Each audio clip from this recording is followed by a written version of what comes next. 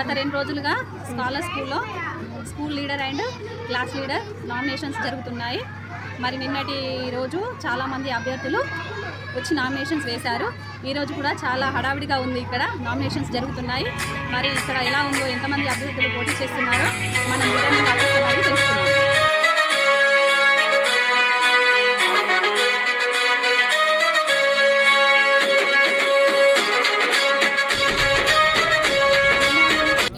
TV channel నుండి మాట్లాడుతున్నాను. గత కొన్ని రోజులుగా మనం ఎదురు చూస్తున్న స్కూల్ ఎలక్షన్స్ రానే వచ్చాయి. ఈరోజు ఆఫీసర్స్ అందరూ వచ్చేసారు, చూద్దాం.